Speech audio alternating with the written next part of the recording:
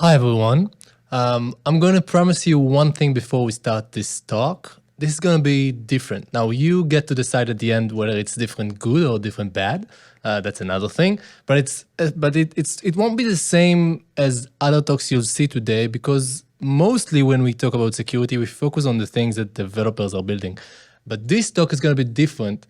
It's going to be focused on what your business users are building and the kind of risks that are exposed by them building their own applications. So briefly about me and why should you listen to me about this space. I've been working on kind of trying to understand the implications, the security implications of low-code, no-code applications, those applications that business users are building. For the last 4 years or so, I founded a company that's focused on this space called Zenity. I was part of the cloud security team at Microsoft, where I got some initial kind of visibility into this space. There's an OWASP group dedicated to top 10 for low-code, no-code. We're going to see some of it today. If you're interested, please reach out afterwards. And actually, most of my time is actually spent on the red team side, figuring out how we can use these types of applications to hack the enterprise. So if you're interested in that, there's a bunch more information after it. You can search for my DevCon talks. I gave a couple of them at the last DevCon. Here's what we're going to do today. We're going to start by making sure we're all on the same page on what low-code, no-code actually is, and what is and how fast it's growing within the enterprise. And I'm hoping to convince you that this is the kind of case like bring your own device or mobile applications where we can't really say this doesn't belong to us or this will not happen in our org. We just have to go along with it. We're going to see how the SDLC translates or how it doesn't translate to low-code, no-code. And then we're going to focus on the top risks that we see these applications exposing. And this is going to be driven by scanning of more than 100,000 of these types of applications through my company and the OWASP group. All right. So we're going to start by figuring out what low-code, no-code is and why is it, and its promise to make everyone a developer. And by everyone, I really mean everyone. I mean people from HR and sales and marketing and across the organization. This is kind of a joke, but it's true, right? Business users or business needs always outweigh our capability as IT to actually answer those needs. And this has been a problem since forever. We've been, I mean, the business grows and the rate of growth is larger than what IT can provide. And this is not only about lack of developers. It's not only about kind of shortage in the number of developers. It's just an inherent thing. Also, kind of when you, as a business user, when you want your need, when you want something addressed, you need to convince people. You need to get the right attention, and so you end up waiting. And so this is what low-code tries to solve. And if this sounds like something that is not new, that's actually that kind of you've heard before, it is not. It's not new at all. It's actually part of a larger trend that we've had through many years now. That's kind of about IT decentralization, about the capability of the business units to operate on their own without central IT. And there were many different innovations in the past that have actually achieved this. The number one thing that people think about, that I encourage you to think about, kind of when you think about what is the, how fast can this go, is things like Excel or Office. So Excel has been like the number one tool, like the single tool that I've been using across my career, no matter how much I've learned other things. Think about the number of jobs that are centered around Excel. This is the ultimate low-code, no-code tool. And of course, Excel came with with macros, which are kind of our close friends until today. So low-code is just another iteration on these capabilities that are about empowering business users or empowering everyone to build applications faster. And when we think about it this way, it's easier to understand where is it going. So it's going to a place where the business operates independently, and IT can be left outside of the conversation. Now, one thing that it's important for us to figure out is to have just a few. It's important for us for the conversation to have a few concrete examples of applications that were built by business teams or were built with low-code, no-code. So we all agree or we have something to think about when we consider these applications. So let me show you a few of them. Here's one. This is actually an example from Microsoft. If you go and visit, or if you went and visit Microsoft offices physically during the pandemic, and you had to provide your COVID vaccination proof, this was facilitated through a low-code app. So you open up this. This is just a web portal. You open it up. You need to upload your COVID certificate. Of course, this means that this is handling health data. Right? Now, who's building this app? It could be professional developers with low code. It could be business users. For sure, it's but the main point is that it's built with low code and it's kind of it's a critical app. And in most cases, these are not really covered by the security umbrella, but we'll touch on that in a moment. Here's another example. This is a famous example by Workato and Slack. And so Slack is a big Workato customer. Workato is an integration platform. And they are using a bunch of Workato automation to facilitate everything from the order to cash processes. This is, of course, critical, right? There cannot be any mistakes here.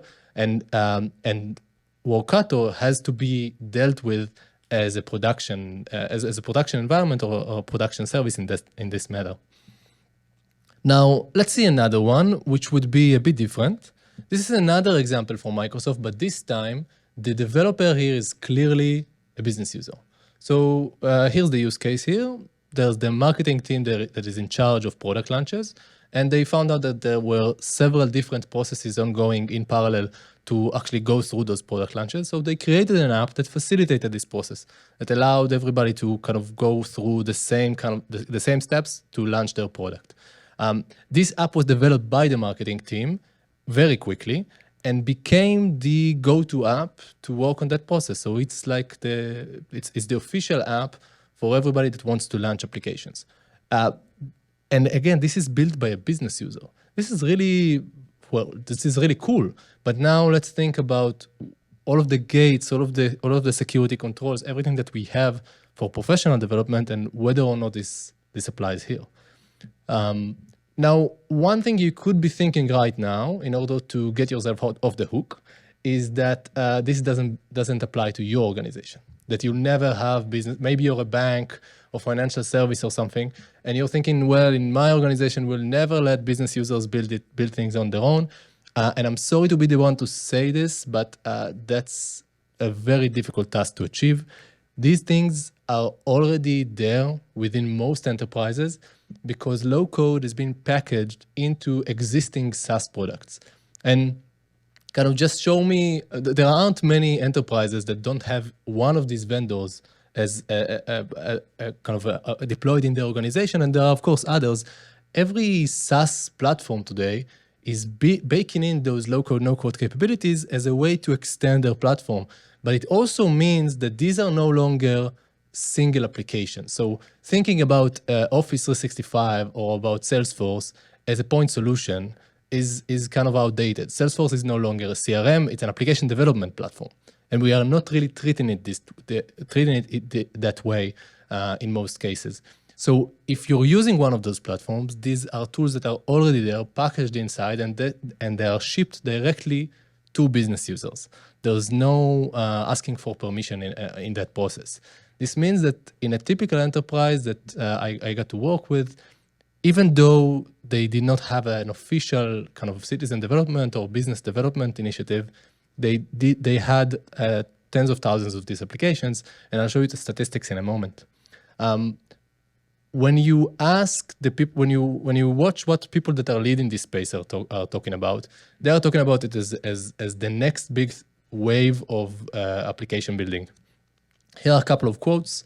You can see quotes from analysts. But the more interesting one is actually the quote from Microsoft, which is sharing kind of their goal in this space. They're basically saying, well, we need to build so many apps in the industry. Developers won't be able to do it. So low-code is the way to move forward. Now, if we think about the fact that these applications are A, very easy to build, B, more people can build those applications, well, pretty soon we're going to be in a situation where most apps, in terms of numbers, will be built with low-code, no-code, will be built outside of our IT. Those could be small apps, but they still have identity, they still move data, they still have those operations that they are doing. And so it's kind of important for us. Failing to put them under the security umbrella would leave us in a very tough situation. Now, one thing, I mean, these are quotes that talk about the future. But the more interesting part is whether they are actually truthful, whether they are, what is the situation today? So I want you to think, so one statistic that I checked kind of a week before or a few days earlier is how many .NET developers there are right now. And according to Microsoft, there are over 5 million. So I'll take that as meaning less than 6. Compared to that number, that's the number today, right? How many low-code developers just using the Microsoft ecosystem do you think there are? Just kind of think about it. Have some sort of an answer. All right. So I went through Microsoft's earning reports for the last few years, where they mention here and there kind of the number of developers that are using the local no-code platform. And of course, this is just Microsoft because their information is out there, but the market is much bigger than them. Here are the statistics. So they started off with their low-code initiative in 2018. In 2022, they publicly mentioned that they have more than 7 million developers that are using their low-code, no-code platform. And you can see the kind of linear regression that I've created here, which puts them kind of the prediction here is that today there are about 8 million. But even if you take the 7 million number, there are more low-code, no-code developers on the Microsoft ecosystem than .NET developers. This, when I saw this kind of really surprised me because we are still thinking of this as we might be thinking of this as a niche thing, but it's definitely not, right? Think about all of the control, all of the effort that we put in place to help those .NET developers avoid mistakes, to make sure that the applications that they are building are secured. How much effort are we putting into helping those low-code, no-code developers? Not a comparable amount at all. All right. So these are statistics for the entire Microsoft development ecosystem. But the more important thing for each one of us is how does it look like for a single organization? So for our organization, for a typical large enterprise, how many applications are actually being developed by these types of platforms? And so, so let me show you an example. And this would be numbers from kind of a real company, just anonymized, and they represent again a single organization. Again, from launch in 2018, you can see how the graph goes. It's about kind of a quadratic growth there. You can see that in an amount of something like 2 years, they have built about 65,000 applications. 65,000 applications. These are numbers that are unprecedented, right? Nobody is building so many professionally developed applications. Now, of course, many of these applications, or even most of these applications, are very simple. They could be like an if this then that rule, or they could be a single application that only a user is using, or maybe somebody built an application and never even used it. It doesn't really matter. These applications still have an identity. They still have the ability to move data, and they are built on top of business data by definition because they are built with these SaaS platforms that already hold your business data, okay? So that's why it's important to get on top of this quickly, because the number of applications that are developed is growing really, really, really fast. And again, when you see this chart, it becomes easier to believe that indeed most business applications in the near future would be applications built by the business rather than applications built by IT, simply because of these large numbers. All right. So here's a quick recap of what we've seen so far. We've seen that this is a big boost in productivity that is expected to have, or at least the people that are driving it wanted to have at least an Excel level impact. We're talking about business critical applications that are being built here, not all of them, but some of them. And this is again available in every major enterprise, and it doesn't really matter whether we choose to enable it or not. By default, it's already there. Right. So one thing we need to look at, one thing we need to understand in order to understand the kind of risks that these applications expose is how are they being developed? So what is the SDLC? How does the SDLC look like for these low-code apps? And so let me show you an example of one application. And and this will kind of play out in the background, but this is a very kind of silly example. What I'm doing here is essentially trying to fix my own problem. In my organization, we're using Slack. And there's this feature in Slack where somebody can mention you on a public channel. And then there's this, you are expected to reply really quickly, right? Which is kind of annoying. So what I'm doing here is I'm using an automation in Zapier where every time somebody mentions me on Slack, I'll change my status as if I'm on a call, because that helps. And then 5 minutes later, I'm going to change my status back to available so nobody will suspect me. Okay, this is really cool because it's showing you actually a really sophisticated application that I'm building through Zapier here, and it's all through drag and drop. This entire video takes about 2 minutes, but just think about the level of complexity that this application it needs to handle. It needs to reach out to, it needs to authenticate to Slack. It needs to store some sort of a secret, right? It needs to subscribe to a webhook on the Slack side. It needs to support API changes by Slack. It needs to have a state because this delay step, waiting 5 minutes, I mean, somebody needs to wake up after it. This is a significant piece of software. And I'm able to build it simply with drag and drop. Now, take this process that you're seeing right now and compare it to the SDLC. I mean, when I'll finish here and you'll see it in a moment, I'll have like a nice little pop-up that would say publish app. That's it, right? Some of the platforms would even automatically save applications as you build them and deploy them to production, right? This is a really big challenge because this means that everything that we've baked into the SDLC doesn't really apply here.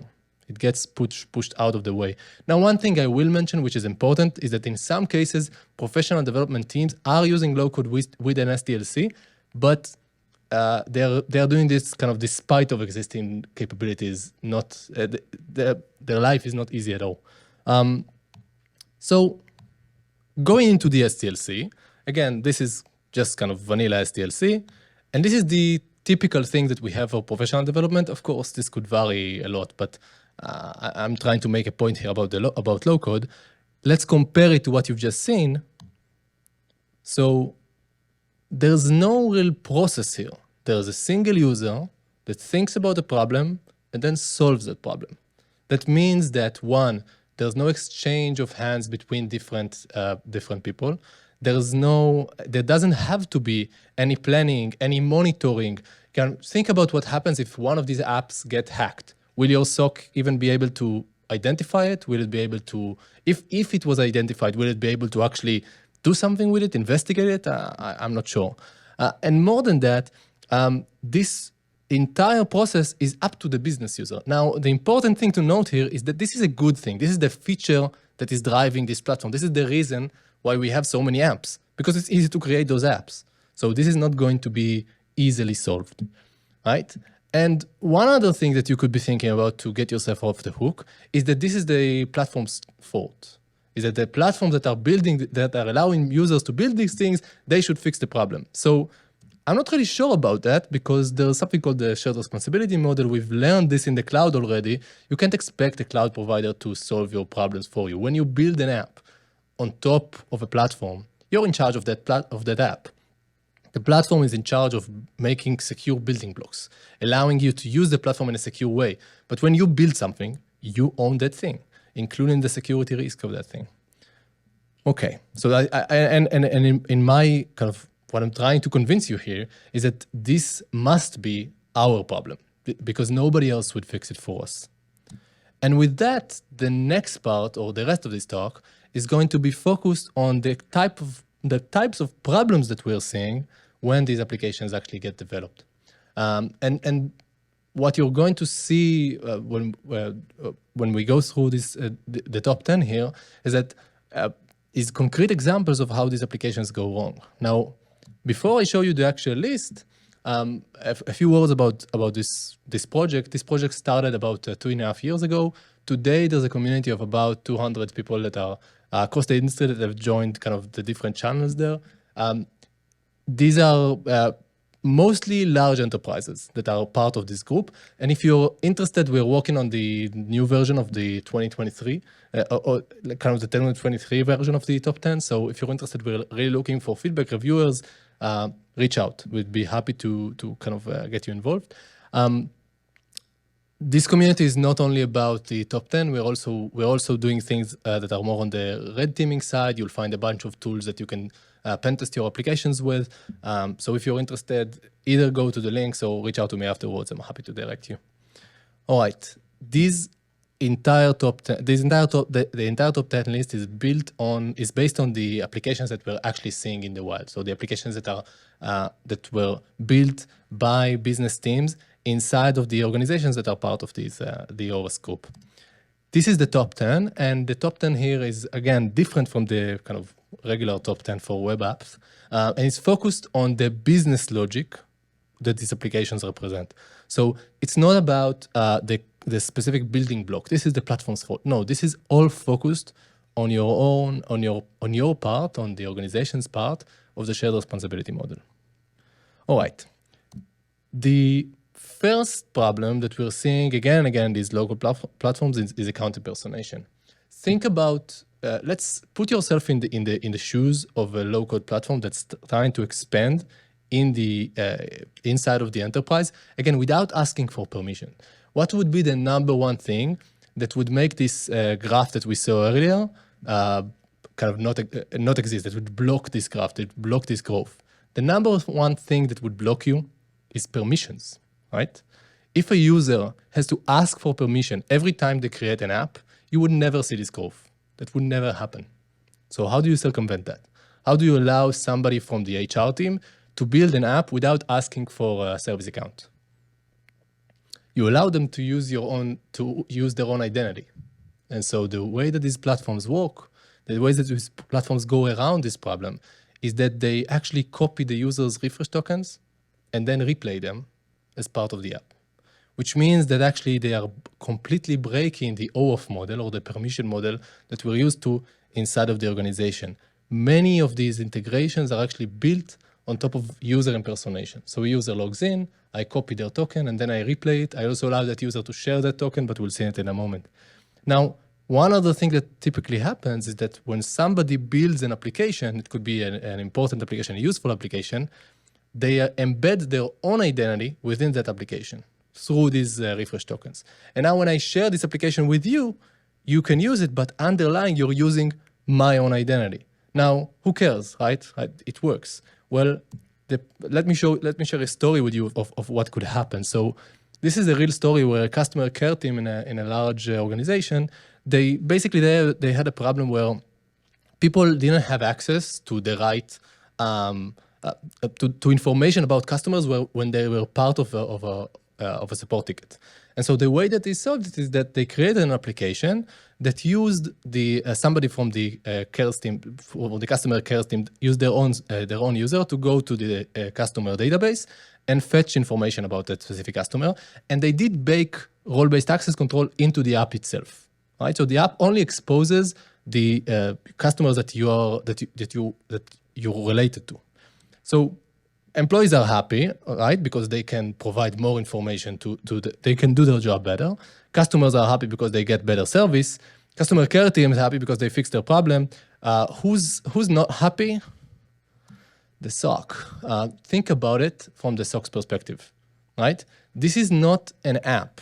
This is just, I don't know, scraping inside of the organization. This is a bunch of these different requests across the enterprise going through multiple queries, multiple IPs, different across time, that are using the same credentials, which are admin credentials to the database, right? And this was actually caught by kind of abnormal activities that were caught inside the SOC.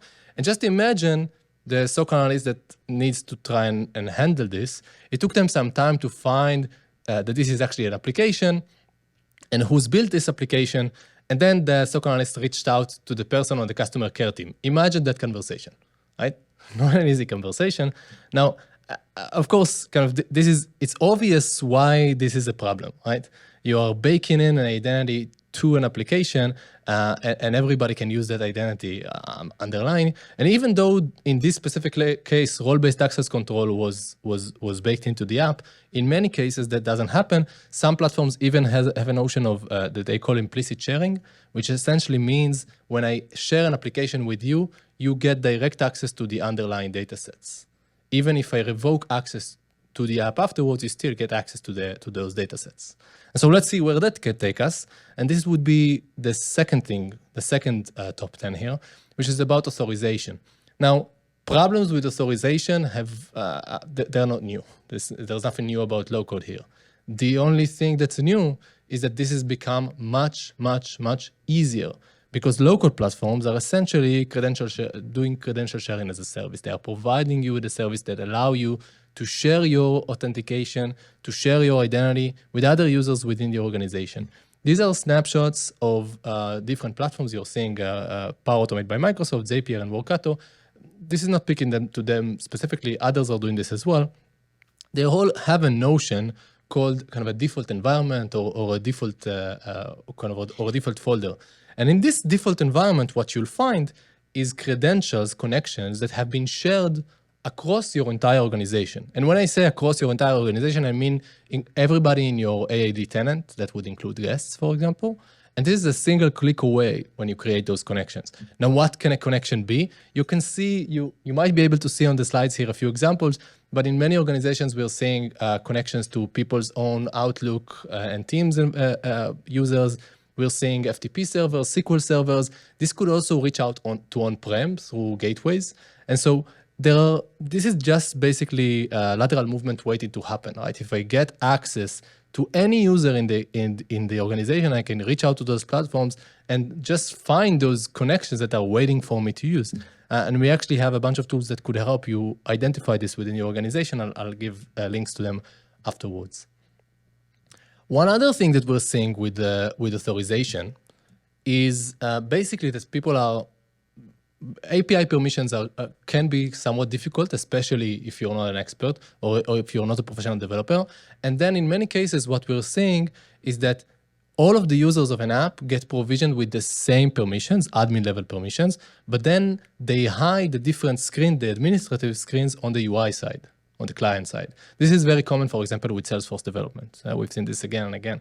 And so here, of course, the problem is obvious, right? But this is not something that you think about unless you're aware of the risks. And we've been kind of in recent years, we've gotten a long way with professional developers becoming better equipped to work around security.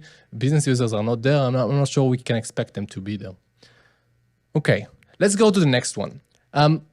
There are multiple ways in which we are trying as enterprises to block data leakage outside of the org. And one of the things that we've been trying to block since forever is emails going outside of the organization, right? So, for example, one very popular thing to do for all of us is to get the corporate email invites to our personal Gmail account because it's much more comfortable. Now, organizations are trying to combat to block this, and the way that they do it could be through DLP solutions, could be through something on the email server. But here's what's happening with local platforms. Instead of forwarding an email, instead of doing anything that would work over the network, which would allow a network perimeter appliance to help you, they are simply connecting with one hand, with one account to the corporate account, and with the other hand, with another account to the personal Gmail account, and then copying the content. And this copy operation is being done on the SaaS platform that is owned by the vendor. You don't have an agent there. There's no way for you to monitor it.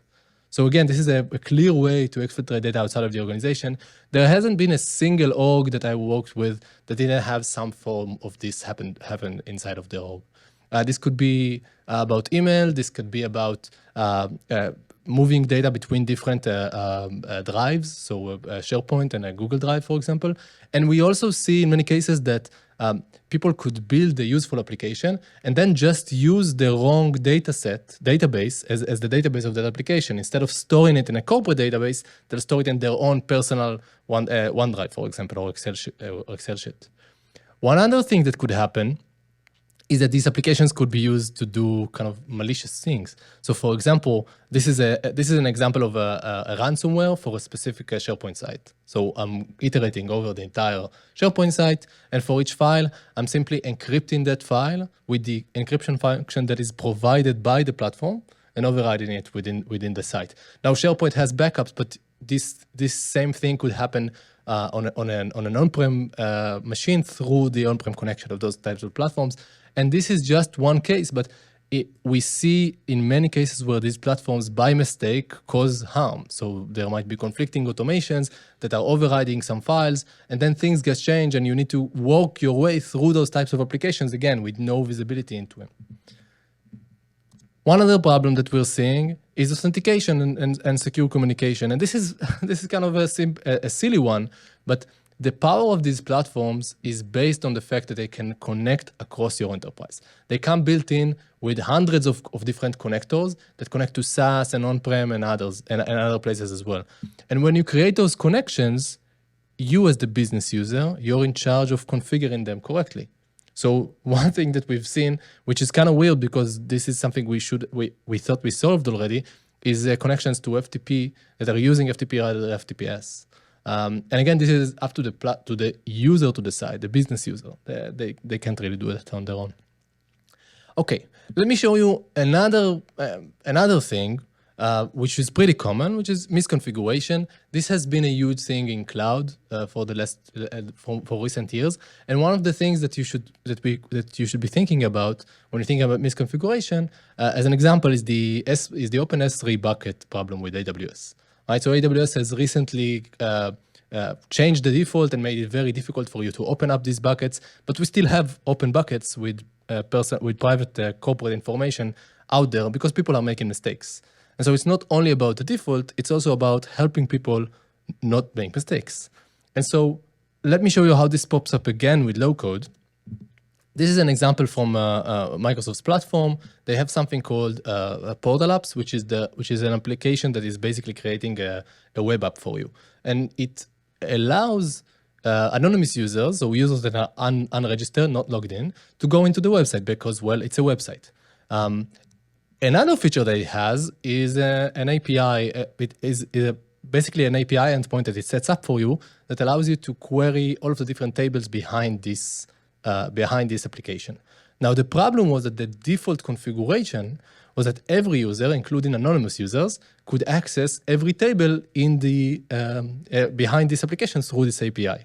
And this was actually a problem identified again about a year and a half ago, where the default was like this, and so it was very easy to find the information that should not be exposed to everyone just through randomly querying those applications. And so, even though the problem has been fixed by Microsoft, the default setting has been changed, this is still happening. So let me show an example from last year, and this is a real example. This is a portal for a company, a financial industry company in the US. You can see we found this specific portal for that application, for that company. I'll share with you in a moment how. And then when you query this API, you get a list of all of the tables that you can query through the API. So the default table doesn't have anything interesting. Entity form set is just form submissions. Global variables is kind of interesting, right? So of course it has authentication tokens to Azure and to other services. And this was, of course, disclosed to the specific company where we found this. But the main problem here, and maybe I'll go back a few slides so you can figure this out on your own. Look at this domain name. All of these applications are stored in are served in different subdomains of this domain. So just enumerate this domain, enumerate these different subdomains, go to this endpoint, and it's very easy to find those configurations. The misconfigurations are very much predictable, which makes this a huge problem. Okay. Another thing that we see pop up with these local platforms is injection attacks or more injection surface. Now, this could be a tricky one because platforms will tell you that injection has been solved because you're using widgets that are provided by the platform. But if you take input from a user and you plug it into a SQL query that goes out to your SQL server, and you don't sanitize it on the way, then you have created an injection surface. And again, because this is something that business users are doing, or that people that are not part of the security umbrella are doing, then you're not in a really good position to help them catch it. Another problem that is surfacing here again is supply chain. The only reason why low code is successful is because there's a bunch of tools you can pick up and use from a marketplace in order to build your application. There are widgets, there are connectors, which are kind of wrappers around APIs. There are different backend operators that you could use. All of those things, some of them are built by the platform themselves, but all of the large platform vendors have a marketplace. If you think that they are that they are completely owning the risk of all of the components in their marketplace, you're absolutely wrong. They might do a single review, but they cannot review every change of each one of those widgets. And also in many cases, the way in which you're using those different third-party widgets is that you can just pick them up from GitHub or something, like a zip file, and then you upload it somewhere. There's no hashing, there's nothing, okay? So the problem of supply chain attacks is very difficult to find and actually identify within those local platforms. And again, it's baked in because local platforms without third-party widgets would really don't have a lot of value in them. Let me show you another kind of example that we're seeing a lot, and this is about sensitive data and secrets. And so here's an example: an app that uses some sort of sensitive data. A user submits that sensitive data to the app, and then the app stores the sensitive data on a database in plain text. This is kind of funny, and again, not new. But because business users are building these applications, how would they know how to store credit cards? That's not really their role. So let me share a specific example. This is an HR team at a large IT company. Basically, they created they wanted to do a giveaway campaign when people can donate money to charity. So they created a small application that did a very simple thing. You register to the application, you provide your credit card, and you say and you choose the charity you'd like to donate to, and the company will donate as well. Now, the credit cards that were collected there were stored A, in plain text, B, in an environment which was kind of a development environment shared across the entire organization. Okay? So again, this is very cool that business users are able to do this, but this is kind of a problem. And by the way, they found this when a compliance auditor started asking questions, which is kind of a difficult place to be at. And we are seeing this thing about kind of sensitive data that's being handled by these applications a lot. And again, because these platforms are built, these low-code platforms are built on top of SaaS platforms that contain business data, it's very difficult to create those distinctions to make sure that that these applications are not touching business data, for example. One other thing that is clear is that most of these applications are built outside of IT's eye or control. There are so many cases where somebody builds a successful application, other people are using them, and then this person leaves the organization. Okay, what happens now? This application remains, it's used until it doesn't work anymore. And then who would you call? What would happen if this application gets hacked? Who would own it? This is a really difficult situation. And this is because we, as the people that are in charge of kind of securing the organization, we're really not aware of them. One of the key things that I see people try to do here is focus on applications that become viral within the organization. So focus on those apps that are not used by one user or a couple of users, but used by a lot of different users within the org. And the last problem that I'll mention here is login and monitoring.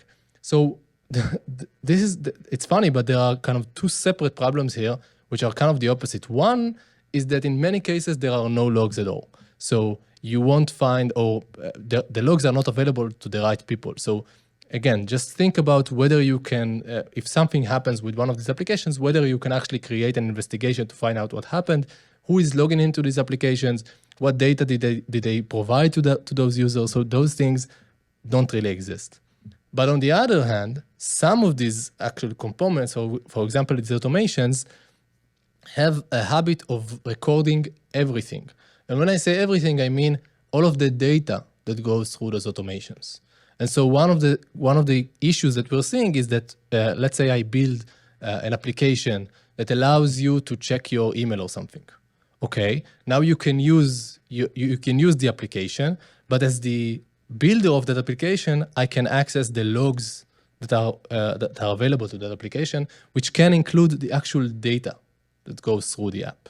Okay, which is again a very clear path to privilege escalation of for one user to be able to view things by other users. And actually, previously, earlier this year at DEF CON, I showed how this specific capability could be used to move laterally across the organization.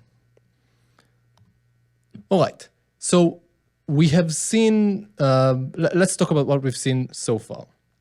We've seen that low-code, no-code is rapidly growing within the organization, and chances are it's already there in your org. And I'm not saying this as you shouldn't be worried about this. You should bring it under the security umbrella. I mean, business users are, in many cases, you'll find that there are teams that have already started developing critical applications on these platforms, and they are scared because nobody's helping them kind of make sure they're doing the right thing. There's a huge opportunity here for us to be part of that conversation. We saw that there's missing SDLC. In some cases, there is some SDLC, but in many cases, you'll find none. And I really encourage you to look at the OWASP top 10. There are a bunch of more examples that I haven't shared here already.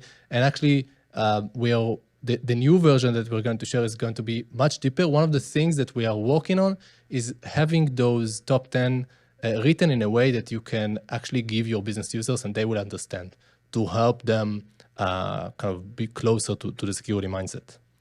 The opportunities for you to take, and this might be the most important thing to take out of the slides, out of this talk. There's a huge opportunity for you to be the champion of this space within your organization. AppSec needs to be part of the low-code, no-code conversation or the business development conversation.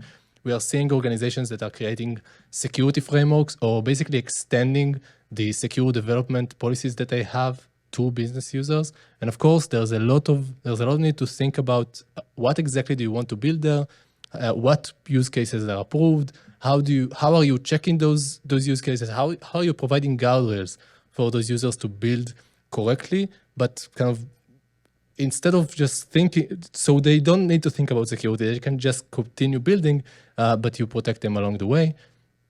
If you're interested, please reach out. And I think we have some time for questions, so thank you very much.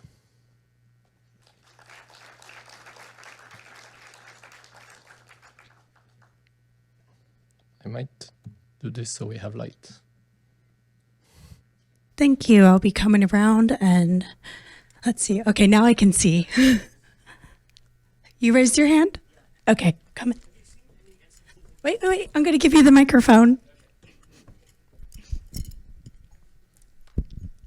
So something that came to mind for me was when we've seen people whose, say, Office 365 email has been compromised, and the bad guys tend to create Outlook rules and things like that to forward emails for business email compromise and things like that. I was wondering if you've seen any instances where these automations were used to do that as well, like the email things that you suggested. So unfortunately, yes. About 3 years ago, Microsoft published a report where a single organization was attacked by something like 4 different malware groups.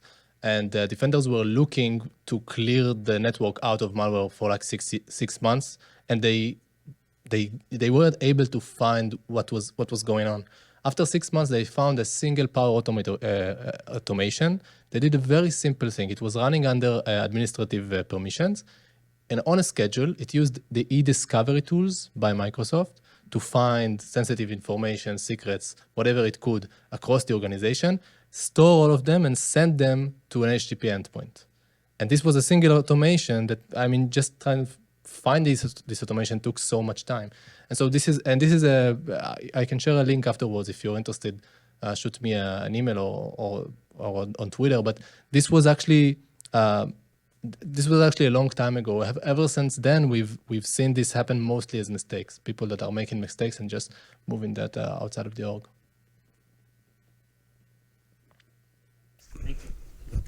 Thank you. On to the next question.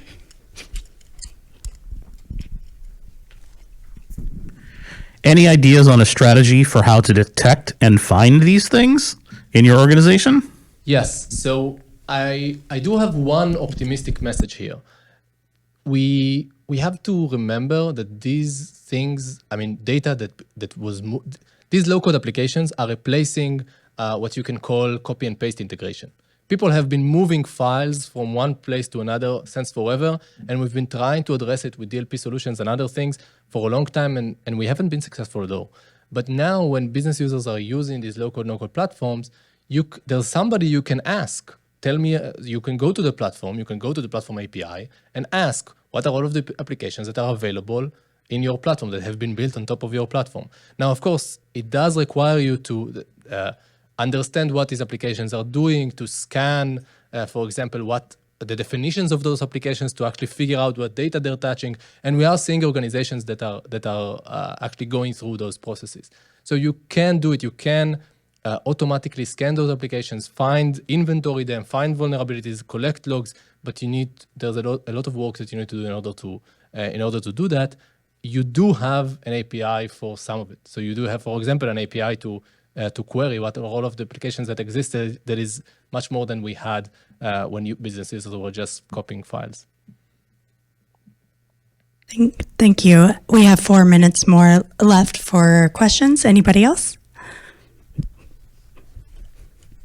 Thank you. It seemed like one of the largest issues you mentioned with this was role-based authentication. It seems like largely that's because it's operating outside of the existing structures we have for auditing that. You mentioned SOC, I believe. Do you think that we would still see benefit in the low-code, no-code solutions if we force them to go through the more standard process of role-based authentication?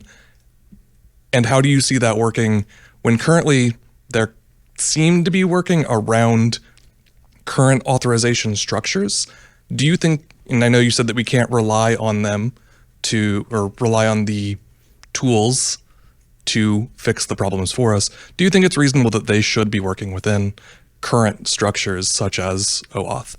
So I think all of the platforms have a way for you to build your applications and connect to things with service accounts rather than users, which would be the best case scenario, right? Because then you can provision those accounts, you can monitor them, etc.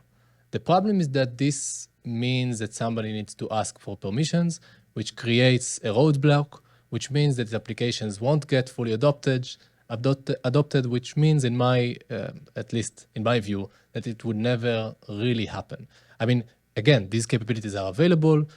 In some platforms, people are actually using service accounts, but enforcing the use of service accounts, I don't see a way for this to work together with the exponential growth or with the quadratic growth that we've seen earlier. There are cases, and kind of connecting this to the previous problem, to the previous question, one of the things that I do see enterprises do is that they make sure that for some use cases, so for example, if you're touching business sensitive data, if you're touching credit cards, you have to use a service account. But then you need some way to actually enforce that rule. Thank you, and this will be our last question. We have 1 minute left. As somebody who is kind of dealing with a new low-code, no-code environment coming in, I echo everything you said. One of the things we in the security organization, we sort of caught it sort of late into the adoption cycle. And one of the things that we've had to do is basically say that only modules that have been vetted are allowed to be brought into our organization, so something equivalent to Artifactory kind of a model. And we've also had to work with the vendor applying heavy pressure to allow our SonarQube rules, for example, be applied and just as a normal sort of thing with hard guardrail mechanisms. It was something that the no-code, low-code vendor was like very, very, very grumpy about. but it's something that we've really twisted the screws on. And so we are, I'm not going to say what my organization is, obviously, but it's something that everything you said is absolutely 100%. And we've been applying screws on that stuff. Thank you. I think that one of the mistakes I think we should avoid. I mean, we must push the vendors to be better. However, we need to understand that there's an entire ecosystem that needs to be built here, right? When there are when you build a normal app, a pro code app, you have shift left, you have runtime monitoring, you have network perimeter, you have a bunch of things that are helping you prevent mistakes and prevent attacks. In no code, you don't really have all of them, and vendors would solve everything for us, but vendors need to make it easier for us to actually solve those problems. I know we're out of time. Thank you very much. I'll stay here for questions. And if you can't catch me here, reach out on Twitter. Thanks.